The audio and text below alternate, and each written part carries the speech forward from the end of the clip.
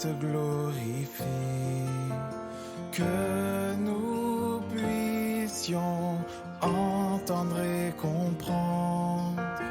Ouvre nos yeux pour te contempler. Quel sublime trésor, plus précieux que l'or, tes paroles de vie éternelle. Œuvre par ton esprit pour révéler le Christ. Parle-nous, nourris-nous par ta voix.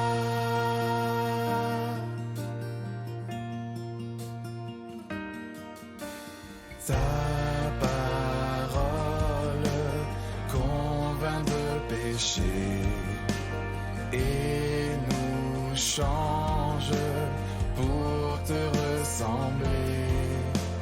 Que nos cœurs soient comme un sol fertile, combat en nous l'incrédulité. Quel sublime trésor, plus précieux que l'or, tes paroles de vie éternelle. Œuvre par ton esprit pour révéler le Christ. Parle-nous, nourris-nous par ta voix.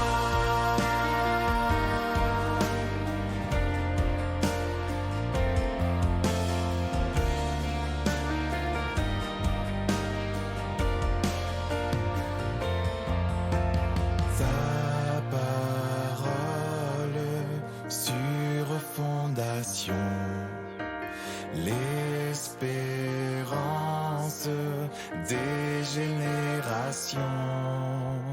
Que nos vies soient bâties sur ce roc. Instruis-nous pour marcher dans tes voies.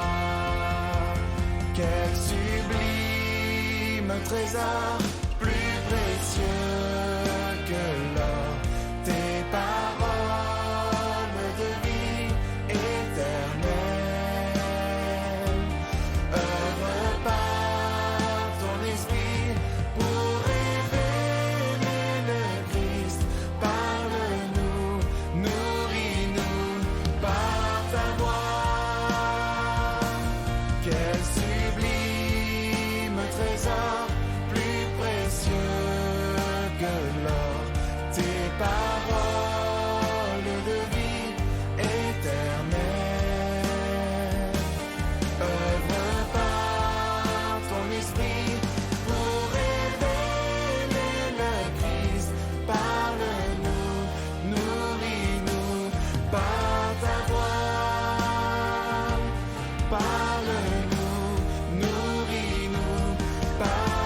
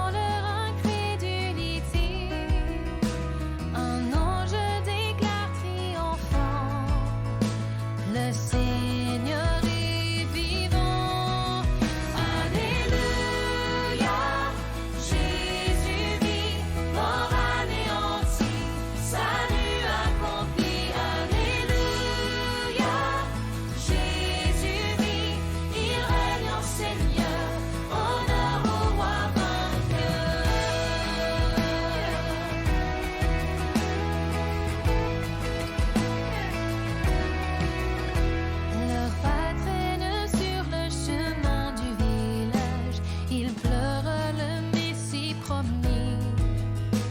L'étranger se joint à leur pèlerinage, dévoile le cœur des écrits.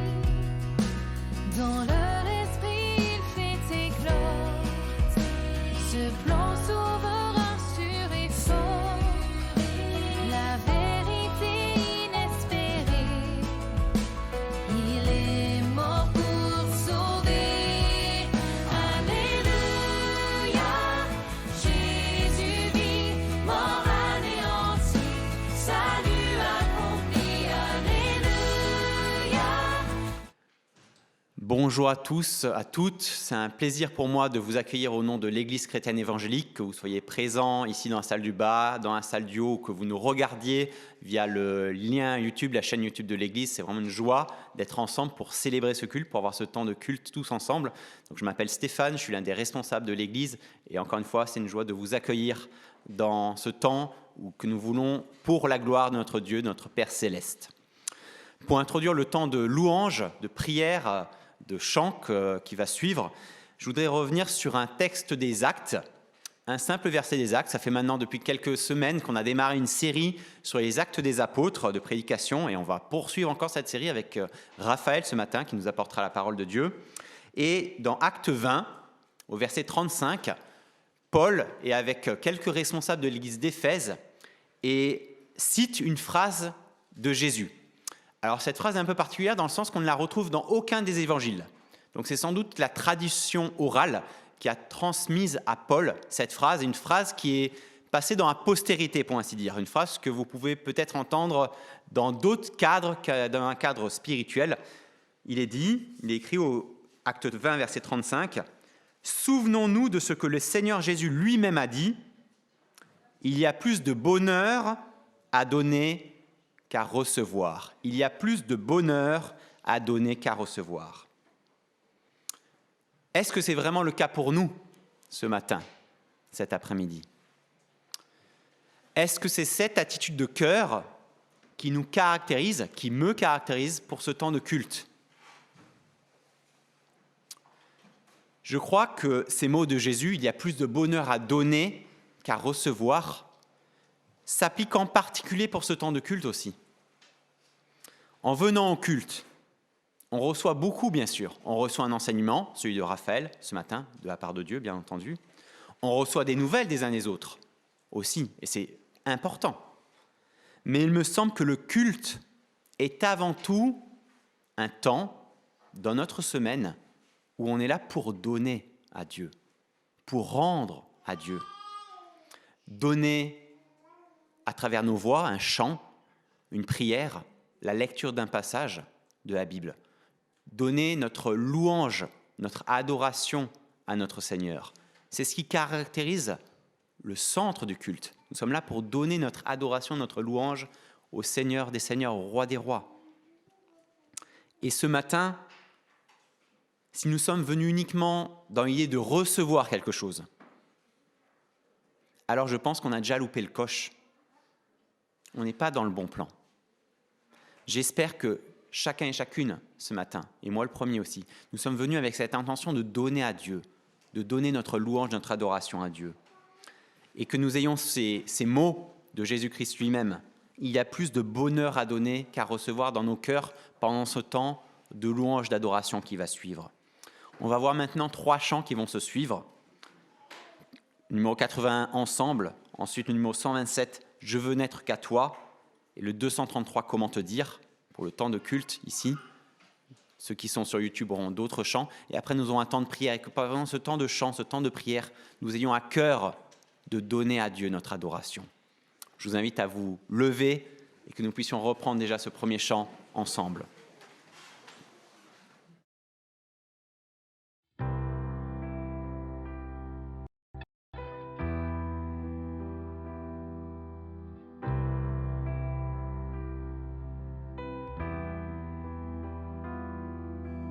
Qui a mesuré les océans, qui a compté les jours de demain,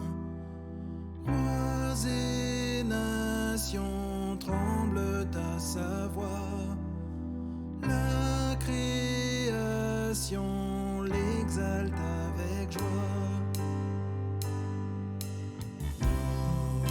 Notre Dieu règne dans les cieux, prosterné adorant notre roi, nul n'est sans égal, prosterné adorons-le.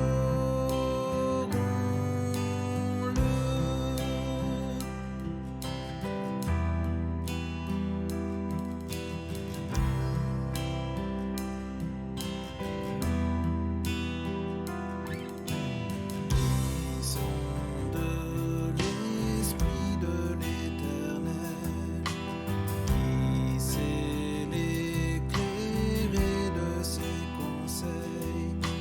Qui peut s'opposer au Tout-Puissant et cerner l'étendue de ses plans?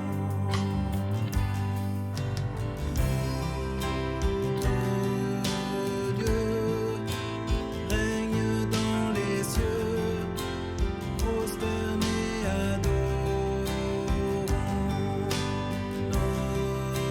notre roi, nul n'est sans égal, prosterné adorons-le.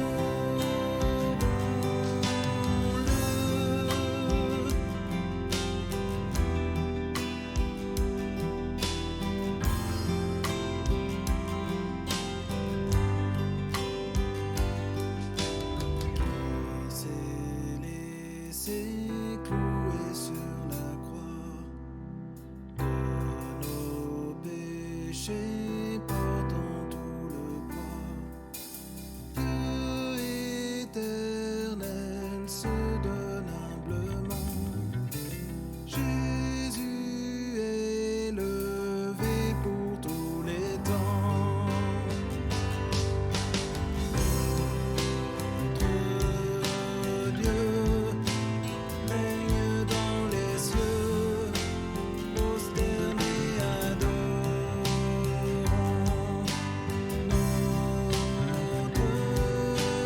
roi, nul n'est sans égal, prosterné adorons-le.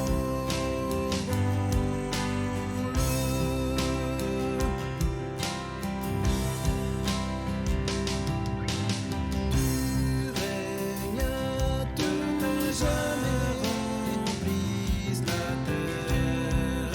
Règne à tout jamais, remplisse la terre. Règne à tout jamais, remplisse la terre. Règne à tout jamais, remplisse la terre. Règne à tout jamais, remplisse la terre. Règne à tout jamais, remplisse la terre. Règne à tout jamais, remplisse la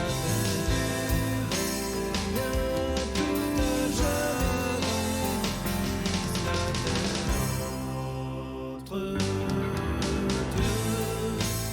règne dans les cieux, prosterné adorons notre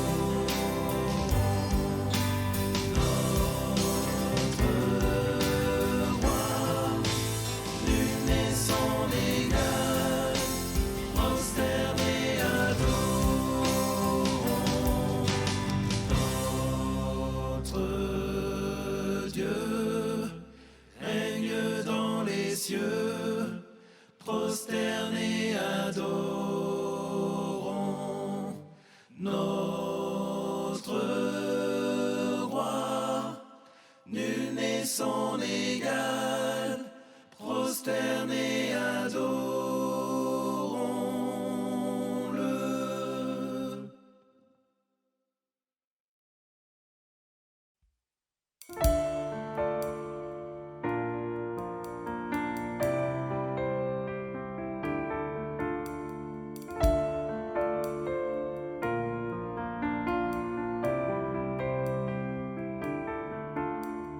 Nous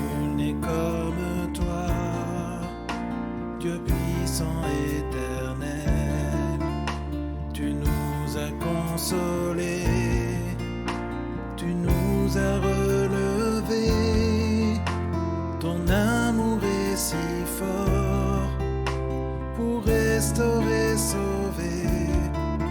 Tu es merveilleux dans tout ce que tu fais. Tu es merveilleux dans tout ce que tu fais. Nul n'est comme toi, un père et un ami, si tendre et si patient. Tu corriges et conduis, toujours à nos côtés, toujours pour nous aider. Tu es merveilleux dans tout ce que tu fais. Tu es merveilleux dans tout ce que tu fais. Nul n'est comme toi, Dieu d'amour et de paix, justice et vérité. En toi tout est parfait, lumière et sainteté, splendeur et majesté. Tu es merveilleux dans tout ce que tu fais. Tu es merveilleux dans tout ce que tu fais. Oh, tu es merveilleux dans tout ce que tu es. Mon Père et mon Sauveur, mon ami, mon Seigneur. Tu es merveilleux dans tout ce que tu es. Tu es merveilleux dans tout ce que tu es.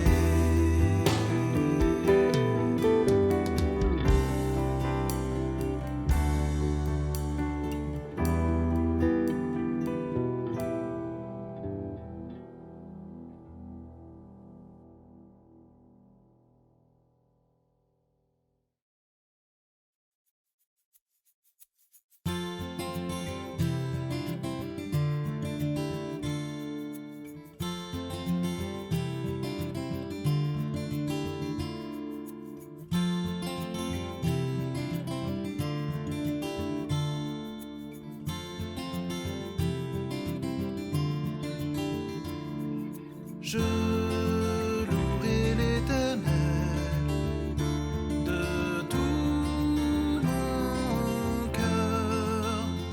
Je raconterai toutes tes merveilles.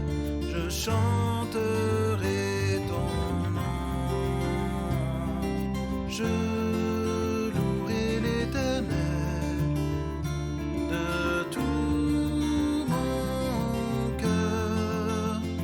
Je ferai de toi le sujet de ma joie. Alléluia.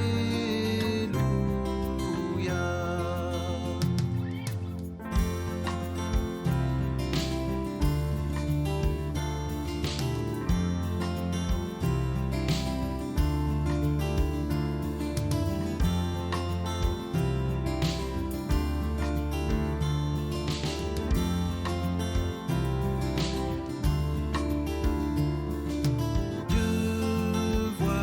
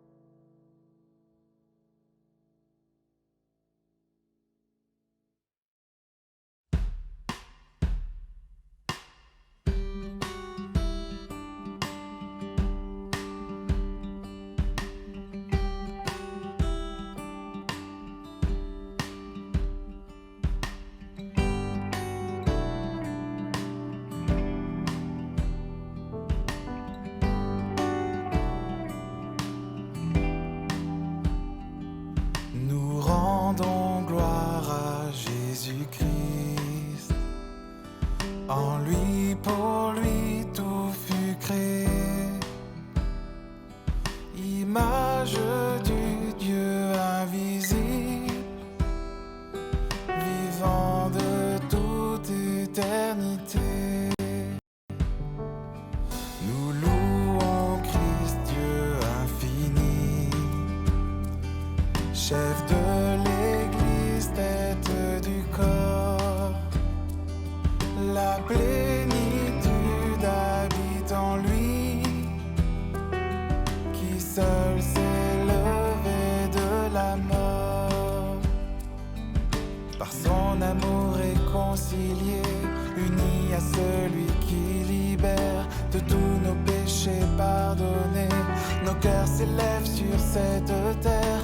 Par son amour réconcilié, unis à celui qui libère, de tous nos péchés pardonnés, nos cœurs s'élèvent. Adorons Jésus, Dieu incarné, auteur suprême du salut parfait. Restons ancrés, fondés en lui, car Jésus Christ seul nous suffit.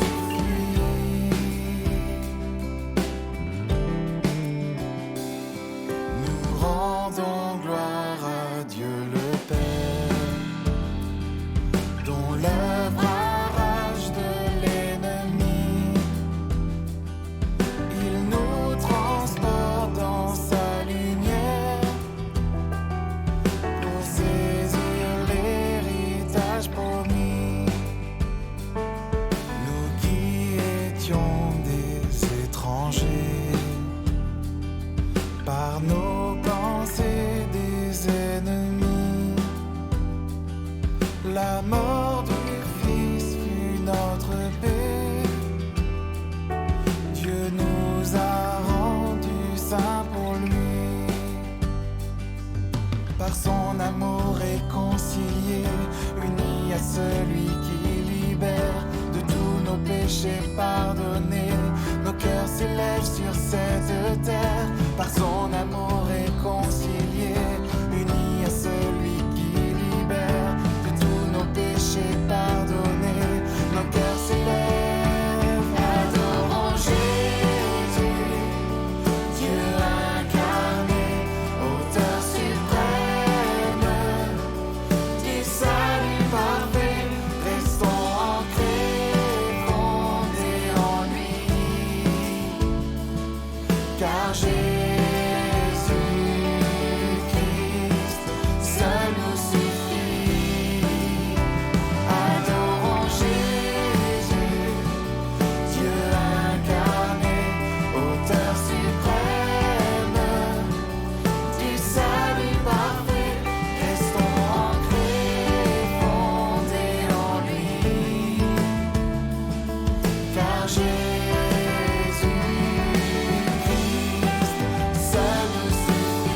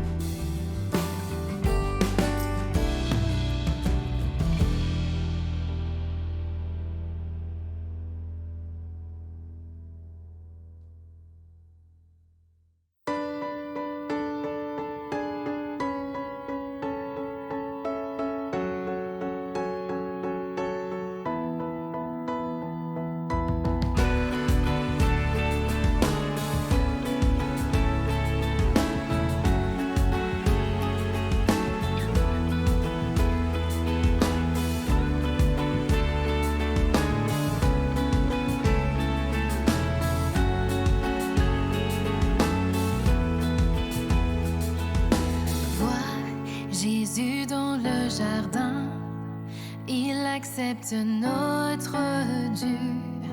Bois la coupe jusqu'à la lie, peine purgée, mort vaincu. Chrétien,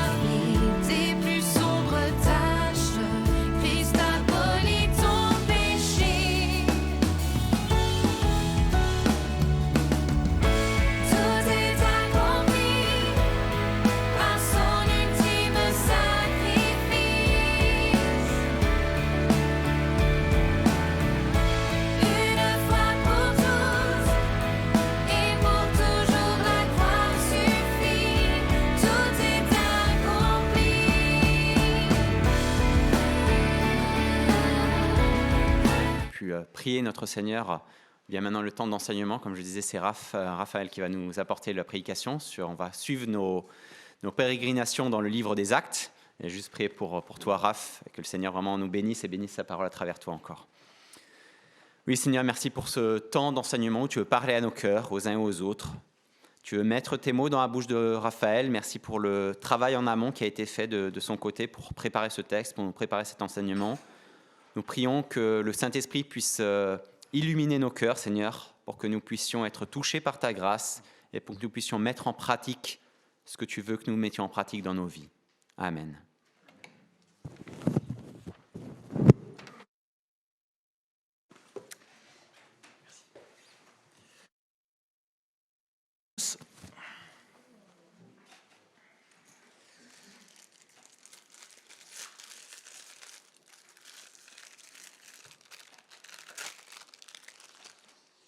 Excusez-moi le temps que je m'installe.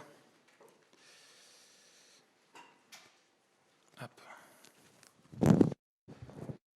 Voilà, bonjour à vous qui êtes aussi à l'étage et à vous qui nous suivez sur YouTube.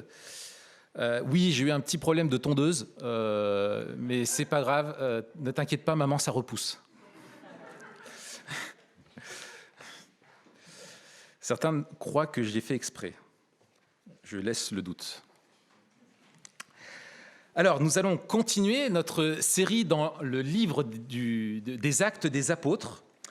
La semaine dernière, Jean-Marc nous a exposé la conversion de l'eunuque par l'entremise de Philippe, l'eunuque éthiopien étranger qui repartait dans son pays. Et aujourd'hui, nous allons voir ensemble une autre conversion. Et Luc a mis 2 conversions, l'une à la suite de l'autre. Et ce récit est très connu. C'est peut-être dans la culture populaire, si vous n'avez même pas lu la Bible, un des récits, un des événements les plus connus du livre des Actes. C'est la conversion la plus importante, la plus célèbre de l'histoire du christianisme. La plus importante, mais aussi la plus inattendue, la plus inespérée. Elle était tellement inespérée, tellement improbable pour les chrétiens de l'époque qu'il leur aura fallu des années pour faire confiance à cette personne qui se disait convertie. C'est comme si on avait Ben Laden qui d'un coup, du jour au lendemain, était devenu l'abbé Pierre. On se dit, c'est pas possible. On ne veut pas y croire, on va laisser du temps pour être vraiment sûr. Cette conversion est tellement célèbre que les plus grands artistes de l'histoire ont voulu la peindre. Je vous en montre ici un exemple. Est-ce que ça vous dit quelque chose? Oui, c'est la conversion de l'apôtre Paul de Tarse. Elle est tellement célèbre, cette conversion, que les plus grands penseurs de l'histoire aussi, les philosophes, se sont penchés sur la question: comment se fait-il qu'un homme tel que lui ait pu changer si radicalement de vie? Et ils ont voulu expliquer ça en extrayant la réalité du récit, c'est-à-dire qu'il a réellement rencontré Jésus. Et certains se sont dit, alors il est devenu fou, c'est une illumination, il est devenu fou. Mais non, il n'est pas devenu fou, on voit que toute sa vie derrière était censée. Quand on lit ses écrits, quand on lit le développement de sa pensée, on a tout sauf quelqu'un de fou, on a quelqu'un de brillant en face de nous, qui a une vision du monde qui est cohérente. Mais alors qu'est-ce qui peut expliquer ce changement si profond chez lui? Eh bien, c'est ce que nous allons voir ensemble aujourd'hui. Et je vous invite à lire avec moi, donc, dans le récit du livre des Actes, au chapitre 9. Nous allons lire d'abord les versets 1 et 2 pour voir d'où venait Paul. Quant à Saul, alors oui, ici il est appelé Saul. Saul ou Paul, c'est la même chose. Saul, c'était son nom pour le contexte hébreu et Paul pour le contexte grec étranger. Je vais dire Paul parce qu'on dit toujours Paul et sinon je vais m'en mêler les pinceaux, d'accord? Mais nous lisons. Quant à Saul, il respirait toujours la menace et le meurtre contre les disciples du Seigneur. Il se rendit chez le grand prêtre et lui demanda des lettres pour les synagogues de Damas afin de pouvoir arrêter et emmener à Jérusalem les partisans de cet enseignement, qu'il trouverait homme ou femme. Voilà comment Luc nous rappelle qui est Paul. Pourquoi tant de haine? Pourquoi tant de haine avait Paul envers les chrétiens? Bien, je lui laisse la parole pour nous expliquer pourquoi il était si en colère contre les chrétiens et pourquoi il voulait les détruire. En Actes chapitre 26, bien plus tard, Paul dira ceci lorsqu'il comparaîtra devant le tribunal pour répondre de ses actes. Il dit ceci en Actes chapitre 26, versets 9 à 11. « Pour ma part, j'avais cru devoir agir vigoureusement contre le nom de Jésus de Nazareth. C'est ce que j'ai fait à Jérusalem. » Vous vous rappelez, à Jérusalem, Paul était présent, nous l'avons vu, lorsque le premier chrétien de l'histoire est mort en martyr, Étienne. Il a été lapidé, y compris par Paul qui était présent. Donc, dès le début, Paul était là et il était déjà radicalisé. « J'ai jeté en prison beaucoup de chrétiens car j'en avais reçu le pouvoir des chefs des prêtres et quand on les condamnait à mort, je votais contre eux. Dans toutes les synagogues, je les ai souvent fait punir et je les forçais à blasphémer. Dans l'excès de ma fureur contre eux, je les ai même persécutés jusque dans les villes étrangères. » Et là, Paul qui va aller à Damas, au nord-est du pays d'Israël, pour persécuter encore les chrétiens qui vivaient là-bas. Dans la lettre aux Galates, il dit ceci aux chrétiens. Vous avez d'ailleurs entendu parler de mon comportement autrefois dans le judaïsme. Je persécutais à outrance l'Église de Dieu. Je cherchais à détruire et j'étais plus avancé dans le judaïsme que beaucoup de ceux de mon âge parmi mon peuple, car j'étais animé d'un zèle excessif pour la tradition de mes ancêtres. Paul était un juif, un vrai, un pur, un pharisien qui faisait partie donc de ce groupe religieux le plus conservateur et le plus radical de tout le judaïsme. Paul faisait partie de leur élite. C'était un théologien brillant et il était zélé pour défendre ce qu'il considérait comme important. Les chrétiens, eux, prétendaient que le Messie, le Sauveur annoncé par la loi de Moïse, était ce Jésus, ce fils de charpentier qui était venu, celui que les pharisiens avaient crucifié. Et les chrétiens affirmaient que ce Jésus-Christ était ressuscité. Et dès lors que la résurrection de Jésus a été annoncée par les chrétiens, le christianisme s'est répandu comme une traînée de poudre, jusque dans des villes étrangères. Et Paul voyait sa religion, sa tradition, ce qui était vraiment important pour lui, voler en éclats. Il se sentait menacé. Et alors, il a tout fait pour tuer dans l'œuf cette nouvelle religion parce que sa tradition, la religion de ses pères, était en danger. Et c'est pour cela qu'il a eu ce zèle extrême pour défendre l'honneur de son Dieu. Et il était prêt même à tuer pour cela. Il faut le dire, et c'est ce que nous allons voir tout au long de ce récit, qu'il est vraiment difficile de nous identifier à Paul. Après tout, c'est un homme extraordinaire qui a vécu des expériences extraordinaires, uniques. Et quand on se compare à lui, et je pense que l'immense majorité d'entre nous n'avons pas participé à des meurtres, j'espère, ni à des déportations. Nous n'avons obligé personne, pas des familles entières, à être déportées loin de là où elles vivaient pour combattre, pour paraître devant des tribunaux et les obliger à blasphémer, à se renier, à finir prison ou tuer. Donc c'est difficile de se comparer à l'apôtre Paul. Et c'est ce qui fait que beaucoup de personnes se disent « Ah mais oui, la religion, le christianisme, c'est bien pour les repris de justice, celles et ceux qui ont quelque chose de très dur, de très lourd à se faire pardonner. » Et si on est par exemple fils, enfant de chrétien, eh bien on a du mal à s'identifier et du coup on sent aussi peut-être pas trop ce besoin d'être tant pardonné par Dieu. C'est le cas de beaucoup d'enfants de chrétiens. Mais je pense que regarder ce texte et les événements de la vie de l'apôtre Paul et se poser la question de ce qu'il a fait comparé à nous n'est pas prendre le texte par le bon bout. il ne faut pas s'intéresser à ce que Paul a fait, mais à pourquoi il l'a fait. Et là, nous trouvons notre point commun avec l'apôtre Paul. Comme lui, nous voulons vivre pour quelque chose de plus grand que nous. Nous voulons vivre pour quelque chose de plus grand que nous.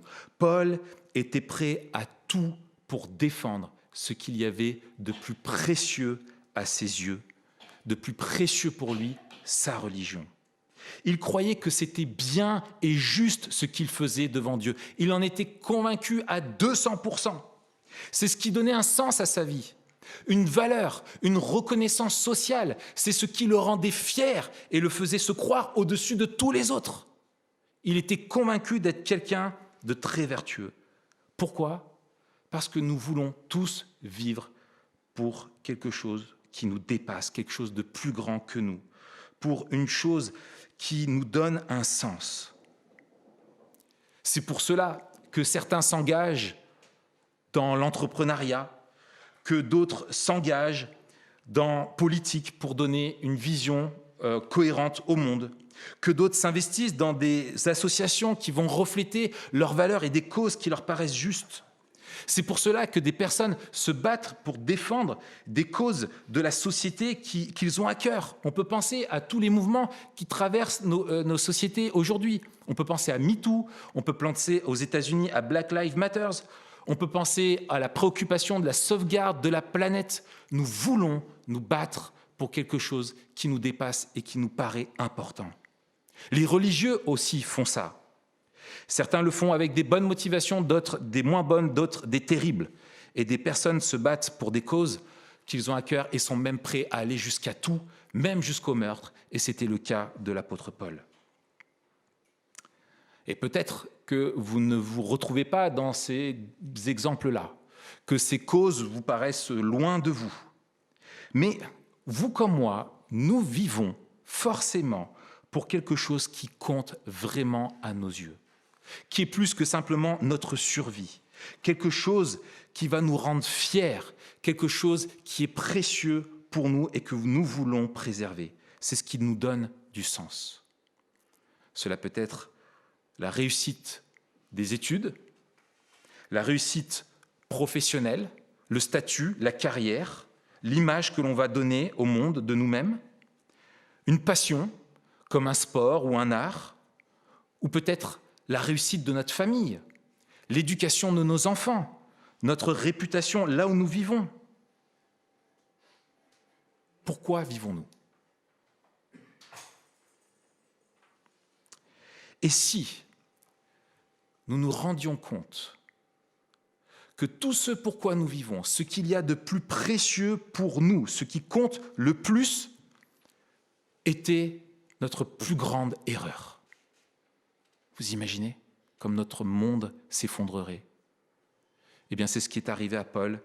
Et je vous invite à poursuivre la lecture avec moi, les versets 3 à 18. Comme il était en chemin et qu'il approchait de Damas, tout à coup, une lumière qui venait du ciel resplendit autour de lui. Il tomba par terre et entendit une voix lui dire « Saul, Saul, pourquoi me persécutes-tu » Il répondit « Qui es-tu, Seigneur » Et le Seigneur dit « Moi, je suis Jésus, celui que tu persécutes. »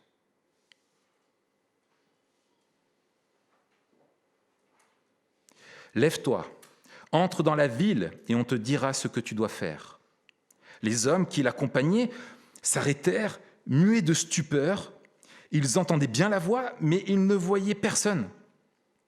Saul se releva de terre. Malgré ses yeux ouverts, il ne voyait rien. On le prit par la main pour le conduire à Damas. Il resta 3 jours sans voir. Il ne mangea ni ne but rien. Or, il y avait à Damas un disciple du nom d'Ananias. Le Seigneur lui dit dans une vision, « Ananias !» Il répondit, « Me voici, Seigneur. » Le Seigneur lui dit alors, « Lève-toi va dans la rue qu'on appelle la droite et, dans la maison de Judas, demande un dénommé Saul de Tarse. En effet, il prie. Il a vu en vision un homme appelé Ananias entrer et poser les mains sur lui afin qu'il retrouve la vue. Ananias répondit, « Seigneur, j'ai appris de beaucoup tout le mal que cet homme a fait à tes saints à Jérusalem. Et ici, il a les pleins pouvoirs de la part des chefs des prêtres pour arrêter ceux qui font appel à toi. » Mais le Seigneur lui dit, « Vas-y, car cet homme est un instrument que j'ai choisi pour faire connaître mon nom aux Juifs, aux rois et aux Israélites. Je lui montrerai tout ce qu'il doit souffrir pour moi. » Ananias partit. Une fois entré dans la maison, il posa les mains sur Saul en disant, « Saul, mon frère, le Seigneur, le Jésus qui t'est apparu sur le chemin par lequel tu venais, m'a envoyé pour que tu retrouves la vue et que tu sois rempli du Saint-Esprit. » Aussitôt, il tomba comme des écailles de ses yeux, il retrouva la vue, il se leva et fut baptisé. Voici l'expérience extraordinaire qu'a vécu l'apôtre Paul. L'événement qui a définitivement transformé sa vie. Et si ce qu'il se produit à ce moment-là n'est pas réel, expliquer le changement radical dans la vie de l'apôtre Paul, qui était un personnage connu de tous à l'époque, tous les jugements qu'il y a eu à son égard derrière, ses emprisonnements, sa mort persécutée, ne fait pas sens. Ne fait pas sens. Il n'est pas devenu fou, non. Il n'a pas fait semblant pendant toutes ces années, parce qu'il a enduré beaucoup de souffrances qui attestent de l'authenticité de son engagement. Et si ce n'est pas un récit véridique, on a bien du mal à exprimer la vie d'un des hommes les plus célèbres de l'histoire. Car avant lui, le christianisme était quelque chose de presque anecdotique.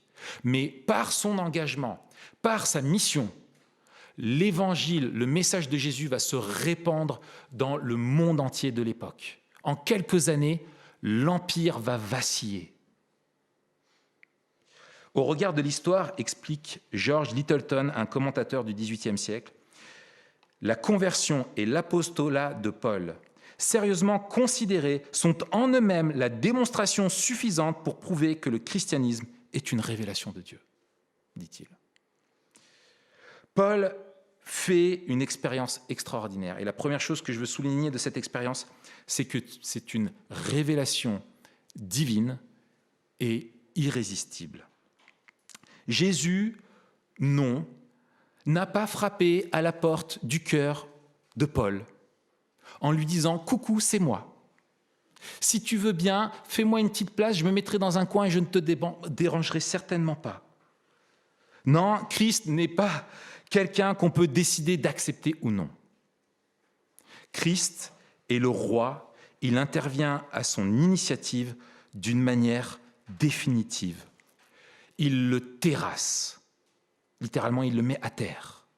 Il le terrasse et prend en main sa vie. Il prend sa vie pour lui, il la gagne. Et Jean-Marc l'a très bien rappelé la semaine dernière avec le salut de l'eunuque, l'Éthiopien. Le salut ne dépend que de Dieu seul. Il est à l'initiative et nous le voyons là avec Jésus. Paul n'a pas son mot à dire et la foi qu'il va avoir en Jésus va être sa réponse à ce salut qui lui aura été offert. Ce n'est pas nous qui le faisons Seigneur de nos vies. Il l'est, que nous le voulions ou non, car il est le roi des rois qui se met toutes choses à sa volonté et nous le voyons bien encore ici. Jésus a choisi de sauver Paul et il le fait, point. Et c'est précisément, mes chers frères et sœurs, ce qui peut nous donner tant d'espoir pour nous, qui avons des enfants, des parents, des amis pour lesquels nous prions et que nous voyons toujours rester loin de Dieu. Mais si tout dépend de Jésus et pas de nous en définitive, si c'est lui qui peut leur accorder la foi par sa grâce, il y a de l'espoir. Parce que si ça dépendait de nous et de la dureté de nos cœurs, il n'y aurait aucun espoir. Et Paul fait une expérience d'une révélation divine qui est aussi personnelle, infiniment personnelle, même intime. Chaque mot que choisit Jésus est à dessein et convient parfaitement à Paul. Il l'appelle par son prénom, Saul. Saul. Il le connaît intimement. Il se présente par son prénom. Je suis Jésus. Il se révèle en tant que la personne historique. Et est-ce qu'on réalise ce que ça veut dire ? La personne historique, le Fils de Dieu, devenu homme, Jésus. Attendez, mais Jésus lui authentifie lui-même qu'il est bien le personnage historique qui a été crucifié et qui maintenant lui parle.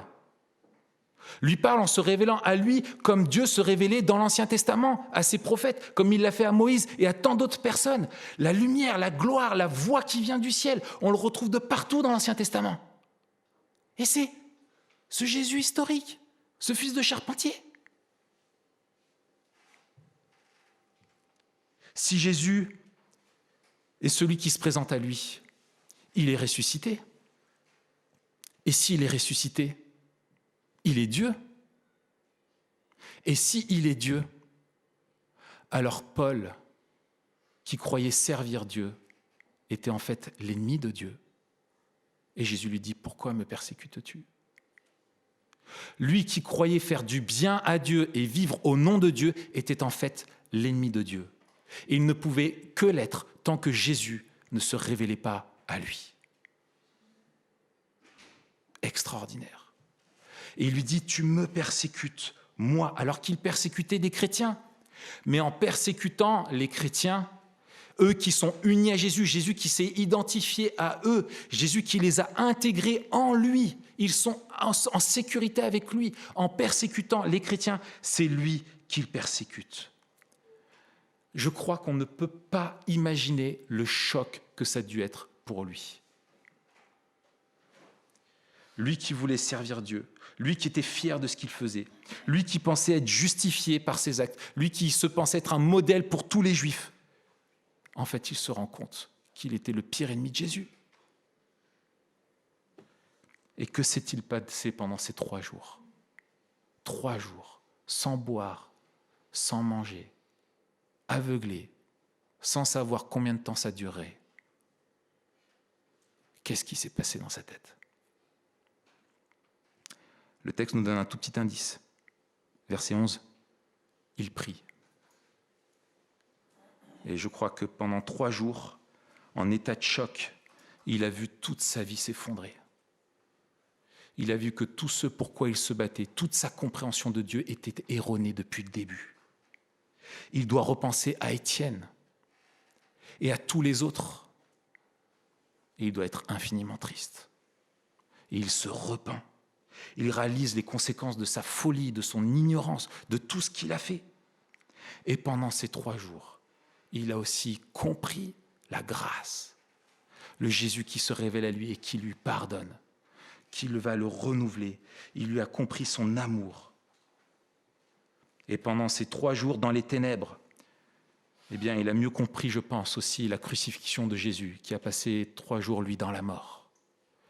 Et quand les écailles sont tombées de ses yeux, il a pu apprendre à voir le monde comme Jésus le voyait et à vivre pour Jésus avec une nouvelle vie.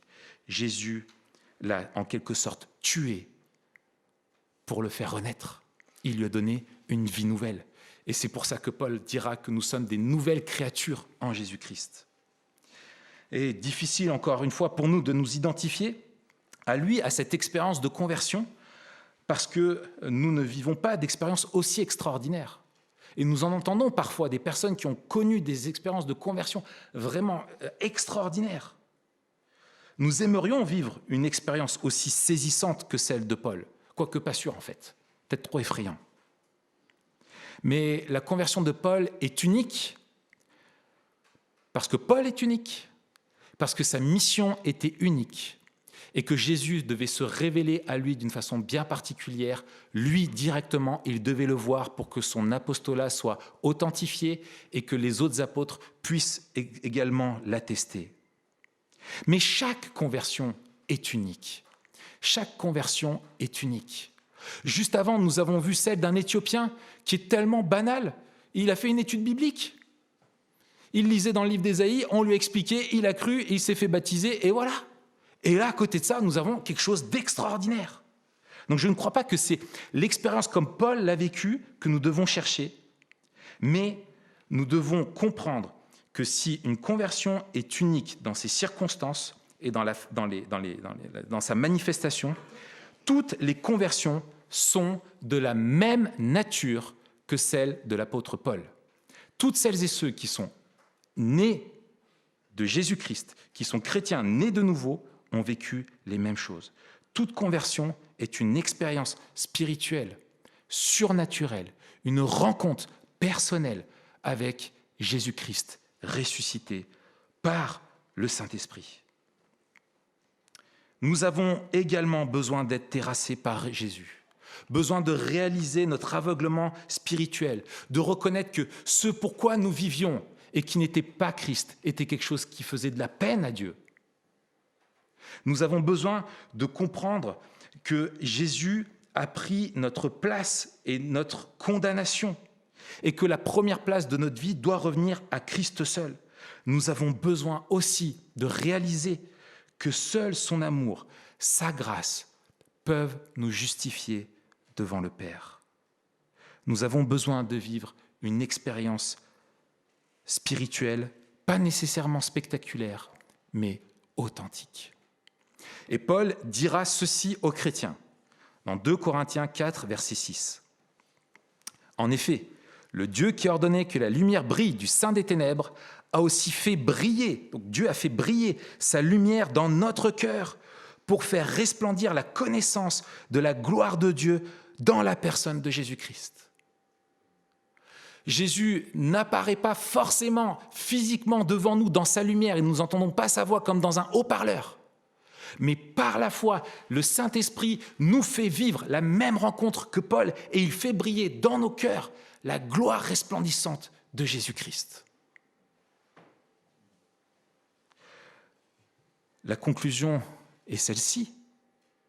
Nous avons besoin de rencontrer Jésus par la foi.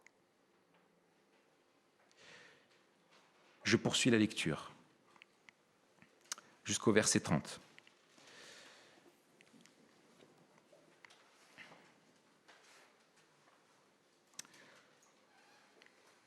Après avoir pris de la nourriture, il retrouva des forces.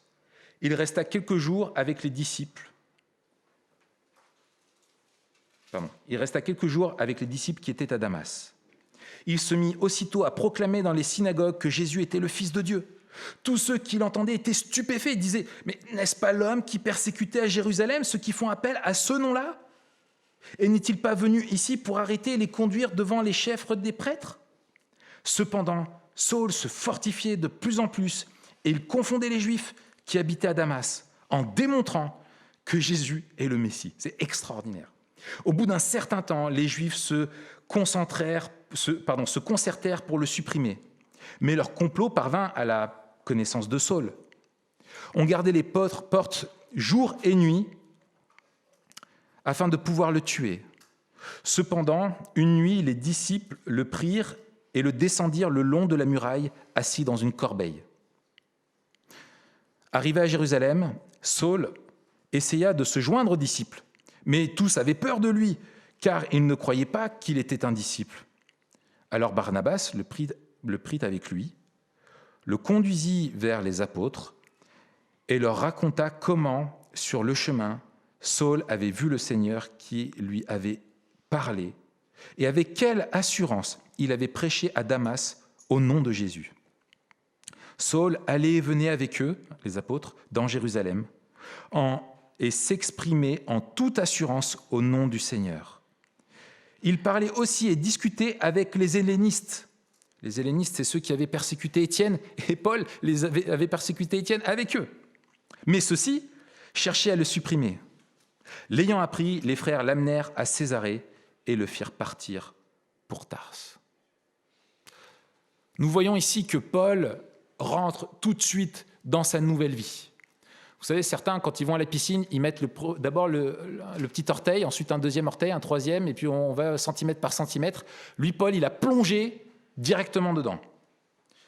Et Paul vit ce à quoi Jésus l'a appelé, et nous l'avons vu au verset 15 un peu plus haut, « Faire connaître mon nom aux non-juifs, aux rois et aux Israélites, et je lui montrerai tout ce qu'il devra souffrir pour moi. » Et Paul a un appel unique, et nous voyons qu'il fut équipé de manière unique pour ça en tant qu'apôtre, parce qu'il est l'instrument que Jésus a choisi. Et ce qui est fou, c'est que nous voyons au verset 2 que Paul voulait aller à Damas, dans les synagogues, pour persécuter ceux qui croyaient au nom du Seigneur Jésus. Et verset 19, il va à Damas, dans les synagogues, prêcher le nom de Jésus. C'est fou, c'est incroyable. Il a été complètement transformé. Paul a tellement compris l'amour de Jésus, il l'aime tellement et il veut vivre pour lui qu'il consacre immédiatement sa vie à l'annoncer de partout. Et Jésus n'avait pas caché le prix à payer pour Paul. Et la Bible est toujours réaliste et elle ne dit pas aux chrétiens que ce sera facile de vivre pour Jésus. Jamais. Et Paul paiera cher le prix de sa fidélité et de son message. Jésus lui dit « Je lui montrerai tout ce qu'il doit souffrir pour moi. » Et Paul va souffrir. Combien il va souffrir? Les souffrances extérieures au christianisme, de toute l'opposition des Juifs, des Romains, les persécutions, les coups, les naufrages, etc. Mais surtout dans son esprit, il le dit lui-même, la souffrance liée aux églises. Son souci pour les chrétiens, son souci pour la croissance, la bonne santé des églises, face aux hérésies, face aux divisions, face à l'immaturité, face aux mauvais leaders des églises qui voulaient les écarter, face à ceux qui voulaient pervertir l'évangile. Paul a souffert, s'est fait un souci pas possible.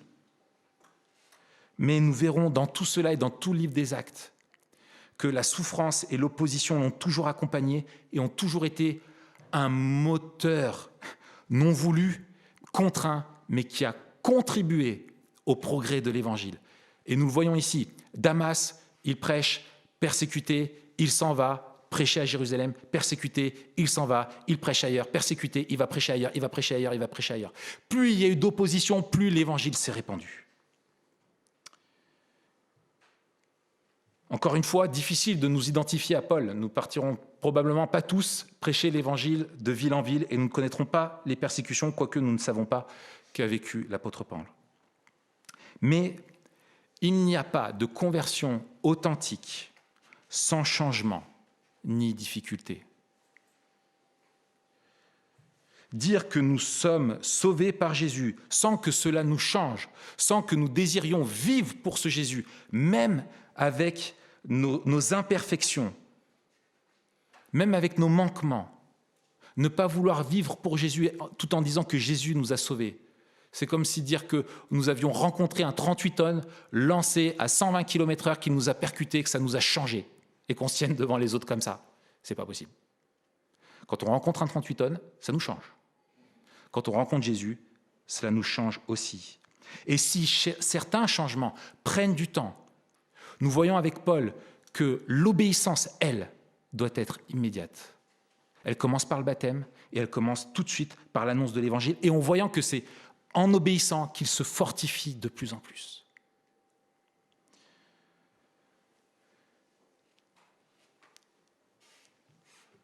Quand nous voyons toute cette histoire, quand nous considérons la vie de Paul, comme je le disais, le défi pour nous, c'est d'arriver à nous identifier. Facile d'être émerveillé, mais comment nous identifier? Et quels enseignements nous devons tirer pour nous de ce récit? Pourquoi Paul parle-t-il autant de sa conversion? Je n'ai pas le temps de citer tous les textes, mais nous avons le récit de sa conversion ici. Nous l'avons encore en Acte 22, en Acte 26. Pourquoi cette insistance? Pourquoi Paul en parle aux Philippiens? Pourquoi en parle-t-il aux Galates? Pourquoi en parle-t-il aux Corinthiens? Il n'arrête pas d'en parler. Il revient toujours à cela. Pourquoi nous avons besoin de comprendre cela. Parce que je crois que ce que Luc ici veut nous communiquer, l'auteur du livre des Actes, et ce que Paul voulait nous communiquer, c'est que nous devons vivre pour celui qui nous a sauvés. Nous devons vivre pour celui qui nous a sauvés. Nous sommes sauvés par Jésus et pour Jésus. Nous sommes sauvés par Jésus et pour Jésus. Mais le problème, c'est que souvent, même en ayant été sauvés par Jésus, nous voulons continuer de déterminer nous-mêmes quel est le centre de notre vie, quelle est la chose pour laquelle nous voulons vivre. Nous voulons nous-mêmes dire ce pourquoi nous voulons vivre. Mais nous devons plutôt apprendre à redécouvrir sans cesse pour qui nous devons vivre. Et je reprends quelques mots dans le texte. Regardez, Jésus ne dit pas « Je lui dirai tout ce qu'il devra faire et souffrir pour faire progresser les églises, enseigner, faire face à des difficultés, dire les vérités de la parole, etc. Mais je lui montrerai tout ce qu'il doit souffrir pour moi. Et il fera connaître mon nom.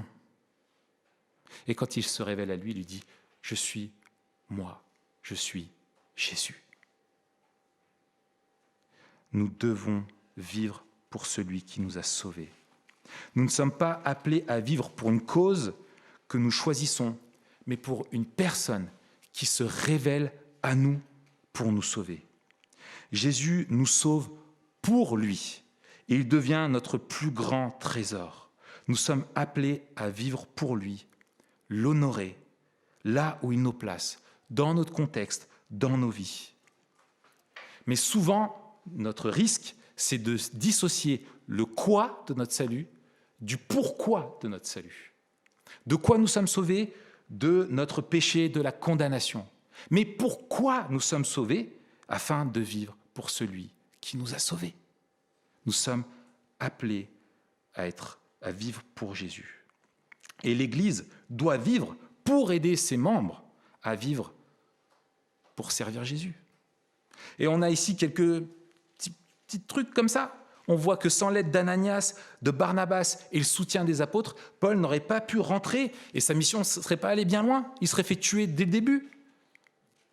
Et l'Église est là pour porter le ministère des uns et des autres, pour les aider à veiller sur eux, intégrer ceux qui sont sauvés, veiller sur eux, les aider à grandir et rentrer dans ce pourquoi Jésus les a sauvés, rentrer dans l'appel qu'il a adressé à leur vie.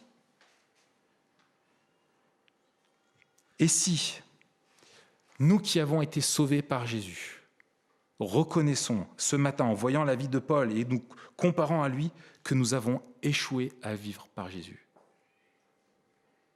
Qu'est-ce qui se passe? Le Jésus qui nous a sauvés, le Jésus qui s'est révélé à Paul sur la route de Damas, le Jésus qui a fait grâce à la conversion, demeure le même. Il est celui qui nous fait grâce encore et encore. Et s'il nous a pardonné pour nos péchés passés, il nous a pardonné pour les péchés avant notre vie chrétienne, il nous pardonne sans cesse. Et la grâce qui nous a été faite à notre conversion, sa compassion, sa miséricorde est là encore pour nous aujourd'hui. Et nous pouvons faire comme Paul, dire « Seigneur, je reconnais les écailles qu'il y avait sur mes yeux. J'étais à côté de la route, j'étais sur le mauvais chemin, mais je veux repartir et vivre pour toi qui m'as sauvé. » C'est possible encore pour nous ce matin. Et pour celles et ceux parmi nous, les chers amis, qui fréquentent depuis des années nos rassemblements, nos cultes, vous qui venez ici parce que vous avez un parent ou un enfant qui est chrétien, vous savez que nous vous aimons. Mais vous devez réaliser ceci. En vivant pour autre chose que votre Créateur, en vivant pour quelqu'un d'autre ou quoi que ce soit qui n'est pas Jésus, vous attristez Dieu. On ne peut pas vivre de façon neutre. On ne peut pas vivre d'une façon qui ne peine pas Dieu tant qu'on ne vit pas pour lui. C'est une illusion. Il n'y a pas de vie qui ne dérange pas Dieu et qui ne le peine pas. Et cela fait de nous ses ennemis. Comme Paul était l'ennemi de Christ. Mais la bonne nouvelle, c'est que Christ a rencontré Paul sur la route de Damas. Et nous, il nous rencontre rue Casimir-Perrier. Il nous rencontre aussi dans nos familles. Et quand ici, dimanche après dimanche, vous entendez les messages de l'Évangile, quand vous entendez les personnes prier, quand vous entendez les cantiques, quand vous entendez les lectures de la Bible, quand vous avez des discussions avec vos amis chrétiens, au travers de ces personnes, Christ vous appelle, vous aussi, à plier le genou devant lui, à le laisser vous terrasser. Parce que tôt ou tard, Jésus vous terrassera. Soit vous acceptez de plier le genou aujourd'hui, soit il vous fera plier lui-même le genou plus tard. Ça dépend de votre repentance. Je vous invite à ce que nous prenions un temps dans le silence, pour nous qui sommes chrétiens, à nous demander si vraiment nous vivons pour Jésus, à lui demander pardon, que les écailles tombent, et que les écailles tombent aussi pour vous qui ne voulez pas encore vivre pour lui. Il est temps encore ce matin. De la même façon qu'il s'est révélé à Paul, il se révèle à nous. Vous pouvez rencontrer Jésus ce matin. Nous allons prendre un temps de silence. Et à la suite de ce moment de silence, le groupe de musique nous conduira dans un cantique et nous pourrons chanter ensemble et Stéphane reprendra la parole.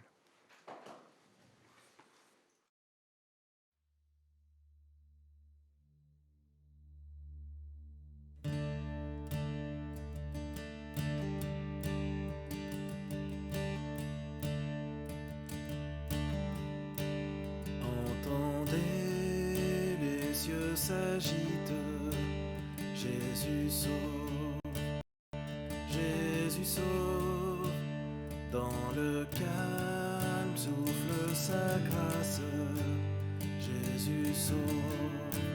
Jésus sauve, écoutez le chant des anges, pour la gloire du nouveau-né, et l'écho sans cesse redit, Jésus sauve.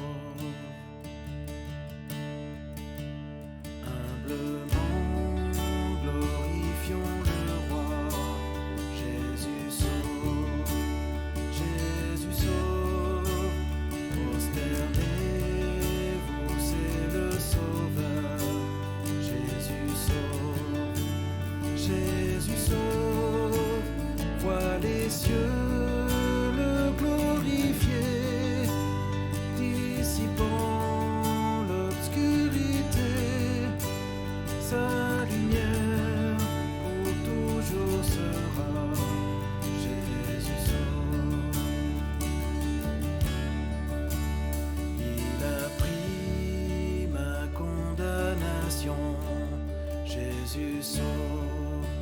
Jésus sauve, il mourut portant mes fardeaux, Jésus sauve, s'est livré jusqu'à la croix et paya le prix pour moi, par la foi, la vie éternelle, Jésus sauve.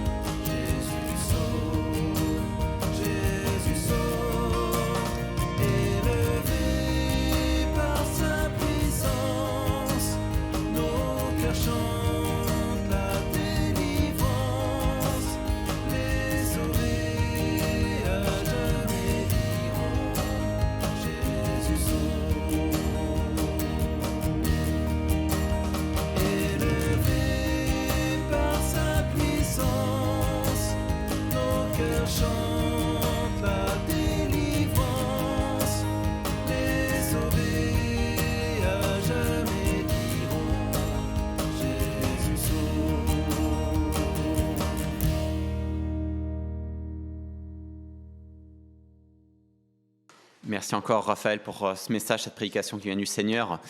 Peut-être que certains parmi nous, ce matin, dans cette salle, dans la salle du haut, vous avez été touchés, peut-être aussi par ceux qui regarderaient après cette prédication cet après-midi. Si vous avez, suite à cette prédication, envie d'avoir un temps de partage, un temps de discussion, n'hésitez pas à interroger Raph, moi-même, on se tient à votre disposition. Si vous regardez via le lien YouTube, il y a une adresse de contact pour nous contacter via l'église ou sur le site internet de l'église, ece-grenoble.fr. Vous pouvez nous contacter et on serait heureux encore d'approfondir ce qui a été partagé ce matin avec vous pour partager cet évangile merveilleux qui a changé la vie de Saul, qui est devenu Paul par la suite, qui a changé la vie de Raph, de moi-même et de plusieurs parmi nous encore ce matin. Donc n'hésitez surtout pas, nous sommes là pour ça aussi, à votre service, pour vous expliquer un peu plus les choses à propos de l'évangile. Au niveau des annonces pour cette semaine, plusieurs petites choses, on vous l'a déjà dit la semaine dernière, il y a la semaine universelle de prière cette semaine avec des rencontres le mardi et le vendredi. Dans l'ensemble de l'agglomération grenobloise, plusieurs chrétiens qui se réunissent pour prier pour différents sujets. Les liens vous ont été déjà transférés par mail et on vous encourage dans la mesure de vos possibilités de pouvoir participer aussi à ces temps de rencontres. Dimanche prochain, il y aura culte et on va un peu modifier la donne. Comme ça vous a été un peu annoncé la semaine dernière, on a dû refuser du monde malheureusement pour ce culte ce matin et on s'excuse auprès de ceux et celles qui auraient voulu être parmi nous et qui n'ont pas pu l'être à cause de la taille des locaux qui ne permettent pas d'accueillir plus de monde. Et donc, nous allons démarrer 2 cultes à partir de dimanche prochain, 2 cultes le matin. Un premier culte qui aura lieu à 9h15, ici même, jusqu'à 10h30, et un second temps de culte qui aura lieu à 11h15 jusqu'à 12h30. Cela est nécessaire maintenant pour que nous puissions accueillir plus de personnes dans ces temps de culte. Nous savons que ça modifie peut-être les habitudes de plusieurs parmi nous, mais je pense que c'est important de le faire maintenant pour permettre vraiment à plus de frères et de sœurs de pouvoir avoir ce temps de rencontre ensemble, réunis en assemblée, qui surpasse de très très loin, je pense, que nous pouvons vivre chez nous devant un écran. Et donc on encourage vraiment chacun et chacune de pouvoir venir pour ces temps de culte et on ouvre cela aussi, ces 2 temps de culte, pour permettre au maximum de personnes de pouvoir se joindre à nous, parce que dans notre vision avec les anciens et les responsables, nous pensons vraiment que c'est important, c'est essentiel de se retrouver pour louer, adorer notre Seigneur et que ça change totalement les choses que de vivre un culte chez soi devant un écran de télé. Donc, dimanche prochain, vous aurez un mail qui va vous être envoyé pour vous inscrire, donc 2 temps de culte, soit le premier temps de culte de 9h15 à 10h30, soit le deuxième de 11h15 à 12h30. Autre chose d'important aussi, pour information, nous allons avoir un temps de baptême. Le dimanche 24 janvier, nous aurons des baptêmes ici même à 14h.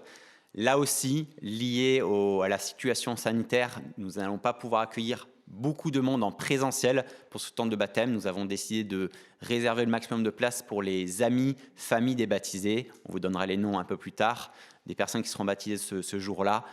Donc, ce sera enregistré. Vous pourrez voir aussi ces baptêmes, ces témoignages via la chaîne YouTube de l'Église.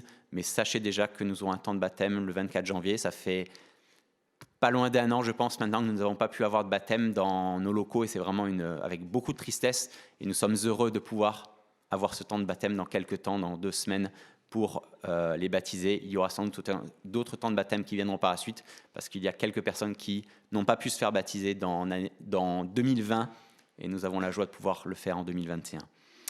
Dernière chose, on veut encore avoir une pensée, une prière pour plusieurs parmi nous qui sont touchés par les difficultés, par la souffrance. On pense à la petite Ava, à la petite Agathe. On pense aussi à Corinne qui va être opérée dans quelques temps aussi. On pense à Evelyne. On pense à plusieurs parmi nous.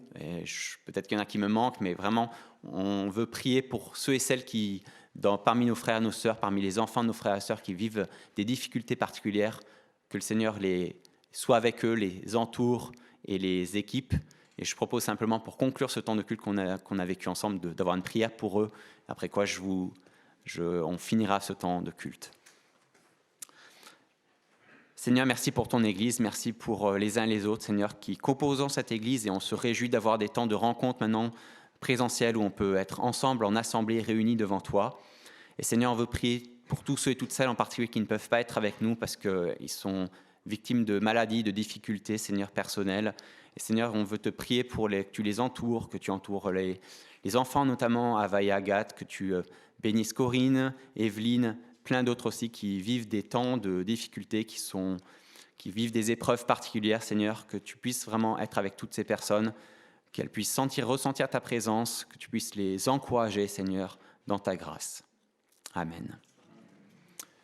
Je conclus pour le culte via le lien YouTube. Je vous prie encore d'avoir une bonne semaine, une belle semaine sous le regard du Seigneur. Et on pense bien à vous et on espère vous voir dimanche prochain à nos côtés pour un des 2 temps de culte.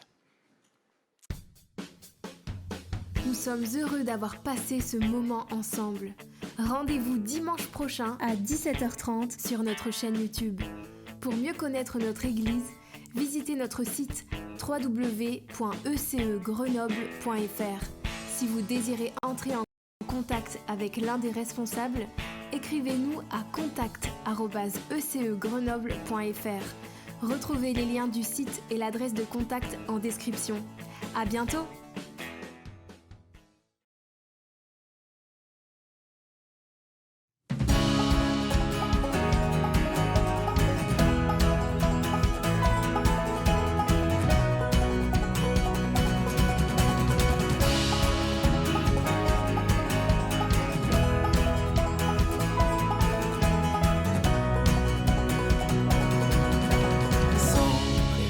Je te livre ma joie.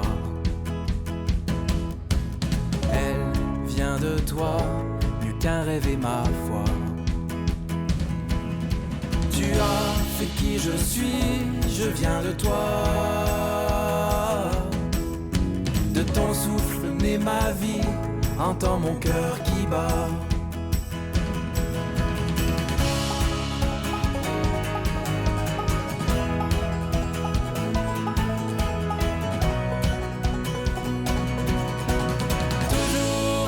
Toi, je trouverai ma joie à jamais et sans regret. Oh, mystère à la croix, tu as pardonné, tellement aimé, oh tu m'as sauvé.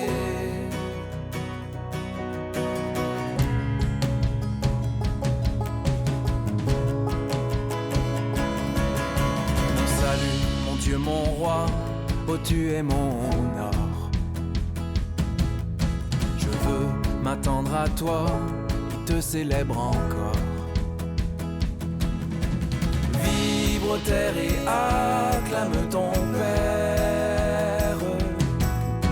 Reconnais qu'il est Dieu et nous sommes ses précieux. Toujours avec toi, je trouverai ma joie. À jamais et sans regret. Oh, mystère à la croix, tu as pardonné, tellement aimé, oh tu m'as sauvé. Quand les eaux de nos vies troublent nos lendemains, c'est ta main qui soutient et jamais ne nous fuit. Toi qui veilles nos sommeils, n'a d'autre pareil. Écoute chanter les tiens avec force et sans fin.